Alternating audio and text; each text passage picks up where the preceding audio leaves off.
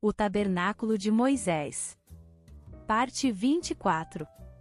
No vídeo anterior, exploramos as entradas do tabernáculo, abordando suas simbologias e o papel crucial de cada elemento na conexão entre Deus e os homens. Neste vídeo, vamos aprofundar o simbolismo do véu do tabernáculo, suas dimensões, cores e significados. Este véu, que inicialmente separava Deus do homem devido ao pecado, apontava para a lei e para a necessidade de expiação. Vamos ao conteúdo. Este véu media 10 côvados quadrados, dando-nos uma figura dos 10 mandamentos. Qualquer homem que pretendesse vir à presença do Santo de Israel tinha que se defrontar com a lei. Paulo, o apóstolo, interpreta com clareza o significado do véu de separação. Mas, no segundo, o sumo sacerdote, ele sozinho, uma vez por ano, não sem sangue, que oferece por si e pelos pecados de ignorância do povo, querendo com isto dar a entender o Espírito Santo que ainda o caminho do santo lugar não se manifestou, enquanto o primeiro tabernáculo continua erguido. É isto uma parábola para a época presente, e, segundo esta, se oferecem tanto dons como sacrifícios, embora estes, no tocante à consciência, sejam ineficazes para aperfeiçoar aquele que presta culto.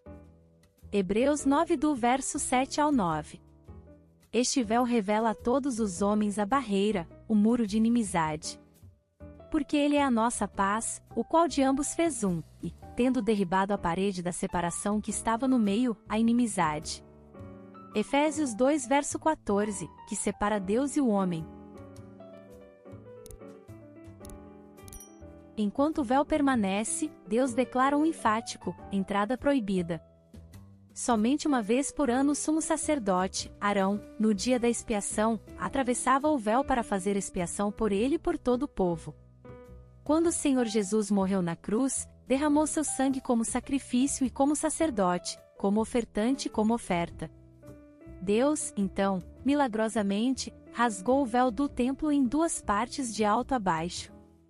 Eis que o véu do santuário se rasgou em duas partes de alto a baixo, tremeu a terra, fenderam-se as rochas. Mateus 27 verso 51. Isto foi um ato divino. Foi um ato da graça de Deus. Se Deus não tivesse aberto o caminho, partindo o véu de separação através do sacrifício de Jesus na cruz, então a separação provocada pelo pecado permaneceria para sempre. O véu partido representava o fim da antiga aliança, da aliança mosaica e de todos os rituais e cerimônias relativos aos sacrifícios de animais. O fim da aliança mosaica marcava o início da nova aliança, para a qual todos os rituais da aliança mosaica apontavam, revelando realidades espirituais ocultas nos formalismos e cerimônias. Instrutor de ignorantes, mestre de crianças, tendo na lei a forma da sabedoria e da verdade. Romanos 2 verso 20. O véu partido significa que o caminho para o lugar santíssimo está agora aberto aos homens. Com a queda, o homem perdeu o caminho para Deus. Em Cristo, o caminho é restaurado. O véu não mais permanece como uma separação entre Deus e os homens. Em Cristo, nós temos acesso à presença de Deus e podemos entrar além do véu para contemplar a glória do Senhor e sermos transformados de glória em glória. Tendo, pois, irmãos, intrepidez para entrar no Santo dos Santos, pelo sangue de Jesus, pelo novo e vivo caminho que ele nos consagrou pelo véu, isto é, pela sua carne, e tendo o grande sacerdote sobre a casa de Deus, aproximemo-nos, com sincero coração, em plena certeza de fé, tendo o coração purificado de má consciência e lavado o corpo com água pura. Hebreus 10 do verso 19 ao 22. Jesus é o nosso sumo sacerdote que nos precedeu, indicando que devemos segui-lo. Ele é o primeiro da fila. Ele abriu o caminho para nos achegarmos ao Pai. Interessante é que no Monte da Transfiguração a glória Shekinah brilhou através do véu de sua carne. 6 dias depois, tomou Jesus consigo a Pedro e aos irmãos Tiago e João e os levou, em particular, a um alto monte. E foi transfigurado diante deles, o seu rosto resplandecia como o sol, e as suas vestes tornaram-se brancas como a luz. E eis que lhes apareceram Moisés e Elias, falando com ele. Então, disse Pedro a Jesus: Senhor, bom é estarmos aqui, se queres, farei aqui 3 tendas, uma será tua, outra para Moisés, outra para Elias. Falava ele ainda, quando uma nuvem luminosa os envolveu, e eis, vindo da nuvem, uma voz que dizia: Este é o meu filho amado, em quem me comprazo, a ele ouvi. Mateus 17 do verso 1 ao 5. As verdades relacionadas ao véu podem ser resumidas da seguinte forma. O trançado do véu, a beleza deste véu representa a encarnação do Verbo, a beleza e a perfeição da vida de nosso Senhor Jesus Cristo. O véu de separação. O véu como divisória representa o grande muro de separação e inimizade entre Deus e o homem como consequência do pecado. O homem não tinha acesso à presença de Deus enquanto a questão do pecado não fosse resolvida. O caminho não havia sido ainda aberto para que o homem pudesse se aproximar de Deus. O véu partido. Este véu partido representa o corpo do Filho de Deus partido na cruz do Calvário. O véu precisava se romper. Cristo deveria morrer. Este véu partido representa a sua carne partida através da qual o caminho para o Pai foi restaurado. Eu sou o caminho, a verdade e a vida. Ninguém vem ao Pai senão por mim. João 14 verso 6. No véu partido contemplamos seu corpo partido por nós. No trono de misericórdia contemplamos seu sangue vertido por nós. Para a entrada da tenda faça uma cortina de linho fino trançado e de fios de tecidos azul, roxo e vermelho, obra de bordador. Êxodo 26 verso 36. Na entrada do lugar santo havia uma cortina pendurada. Esta cortina era muito semelhante ao véu, mas nela faltavam os querubins bordados. Esta cortina é mencionada nas Escrituras da seguinte forma: cortina para a entrada da tenda. Êxodo 26 verso 36. A cortina. Êxodo 26 verso 37. Cortina para a entrada do tabernáculo. Êxodo 36 verso 37. A entrada da tenda do encontro. Levítico 1 verso 3. O lugar santo media 10 vezes 10, vezes 20 é igual a 2.000 côvados cúbicos, remetendo aos 2.000 anos da era da Igreja. Esta porta era a única entrada para estes 2.000 anos. Eu sou a porta. Se alguém entrar por mim, será salvo, entrará, e sairá, e achará pastagem. João 10 verso 9. O lugar santo era exclusivamente reservado para o ministério sacerdotal.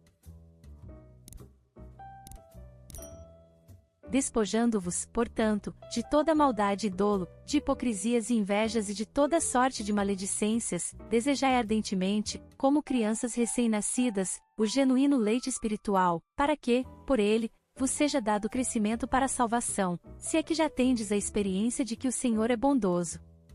Chegando-vos para ele, a pedra que vive, rejeitada, sim, pelos homens, mas para com Deus eleita e preciosa, também vós mesmos, como pedras que vivem, sois edificados casa espiritual para serdes sacerdócio santo, a fim de oferecerdes sacrifícios espirituais agradáveis a Deus por intermédio de Jesus Cristo. Pois isso está na Escritura: eis que ponho em Sião uma pedra angular, eleita e preciosa, e quem nela crer não será, de modo algum, envergonhado. Para vós outros, portanto, os que credes, é a preciosidade, mas, para os descrentes, a pedra que os construtores rejeitaram, essa veio a ser a principal pedra, angular e, pedra de tropeço e rocha de ofensa. São estes os que tropeçam na palavra, sendo desobedientes, para o que também foram postos. Vós, porém, sois raça eleita, sacerdócio real, nação santa, povo de propriedade exclusiva de Deus, a fim de proclamardes as virtudes daquele que vos chamou das trevas para a sua maravilhosa luz. 1 Pedro 2 do verso 1 ao 9. A porta representa o Senhor Jesus Cristo e os materiais revelam esta verdade. Em Cristo encontramos o equilíbrio perfeito entre as 4 cores aqui mencionadas. Ele é justo, linho fino branco, mas vós sois dele, em Cristo Jesus, o qual se nos tornou, da parte de Deus, sabedoria, e justiça, e santificação, e redenção. 1 Coríntios 1 verso 30, celestial. O primeiro homem, formado da terra, é terreno, o segundo homem é do céu. 1 Coríntios 15 verso 47, Rei. Mas o anjo lhe disse: Maria, não temas, porque achaste graça diante de Deus. Eis que conceberás e darás à luz um filho, a quem chamarás pelo nome de Jesus. Este será grande e será chamado Filho do Altíssimo. Deus, o Senhor, lhe dará o trono de Davi, seu pai. Ele reinará para sempre sobre a casa de Jacó, e o seu reinado não terá fim. Lucas 1 do verso 30 ao 33, e derramou seu sangue sacrificialmente. Porque isto é o meu sangue, o sangue da nova aliança, derramado em favor de muitos, para a remissão de pecados. Mateus 26 verso 28. Faça ganchos de ouro para esta cortina e 5 colunas de madeira de acácia revestidas de ouro. Êxodo 26 verso 37. Esta porta deveria ser sustentada por 5 colunas. 5 fala da graça de Deus. No Senhor Jesus Cristo temos a personificação da graça de Deus. Porque a lei foi dada por intermédio de Moisés, a graça e a verdade vieram por meio de Jesus Cristo. João 1 verso 17. As 5 colunas contêm algumas importantes significações. Para os santos do Antigo Testamento remetia aos 5 livros da lei dados por Moisés. Conforme o profeta Isaías 5 foram as revelações dos títulos incluídos no glorioso nome de Cristo, e se chamará o seu nome, Maravilhoso, Conselheiro, Deus Forte, Pai da Eternidade, Príncipe da Paz. Isaías 9 verso 6. Para a Igreja do Novo Testamento indica a graça de Deus manifesta nos 5 ministérios que foram concedidos aos santos para edificação do corpo de Cristo, como vimos, para fortalecer e dar estabilidade à estrutura do tabernáculo. São eles: apóstolos, profetas, pastores, evangelistas e mestres. Ora, que quer dizer subiu, senão que também havia descido até as regiões inferiores da terra? Aquele que desceu é também o mesmo que subiu acima de todos os céus, para encher todas as coisas.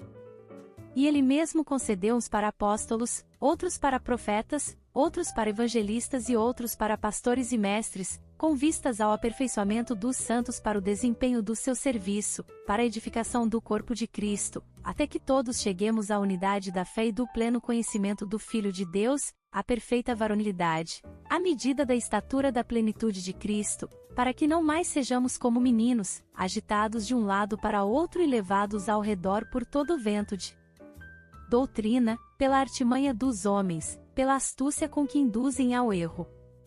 Mas, seguindo a verdade em amor, cresçamos em tudo naquele que é a cabeça, Cristo, de quem todo o corpo, bem ajustado e consolidado pelo auxílio de toda a junta, segundo a justa cooperação de cada parte, efetua o seu próprio aumento para a edificação de si mesmo em amor. Efésios 4 do verso 9 ao 16. 5 também é o número dos escritores das epístolas do Novo Testamento: Pedro, Tiago, João, Judas e Paulo. Todos estes foram de fato colunas para a igreja primitiva, sustentando e revelando a verdade gloriosa sobre o Filho de Deus. Mande fundir para eles 5 bases de bronze, Êxodo 26 verso 37. Estas 5 colunas da porta do tabernáculo eram sustentadas por bases de bronze. O bronze era um elemento característico do pátio, pois ali o pecado era julgado. O bronze simboliza o juízo contra o pecado e a desobediência. Isto fica claro quando, por causa da desobediência do povo de Israel, Deus ameaçou tornar os céus como bronze sobre eles. Os teus céus sobre a tua cabeça serão de bronze, e a terra debaixo de ti será de ferro. Deuteronômio 28 verso 23. No lugar santo e no lugar santíssimo tudo era revestido de ouro. A porta estava localizada na saída do pátio e na entrada do lugar santo, de modo que as bases de bronze e as colunas revestidas de ouro permaneciam juntas. Tudo isto aponta para o Senhor Jesus Cristo que foi julgado pelos nossos pecados. Ele marca o fim da dispensação da lei, bronze, e é a porta para a dispensação da graça pela habitação em nós do Espírito Santo, ouro. As Escrituras dizem que seus pés são como colunas de bronze. Os pés, semelhantes ao bronze polido, como que refinado numa fornalha, a voz, como voz de muitas águas. Apocalipse 1 verso 15. Vi outro anjo forte descendo do céu, envolto em nuvem, com o arco-íris por cima de sua cabeça, o rosto era como o sol, e as pernas, como colunas de fogo. Apocalipse 10 verso 1. Comparação entre as duas entradas.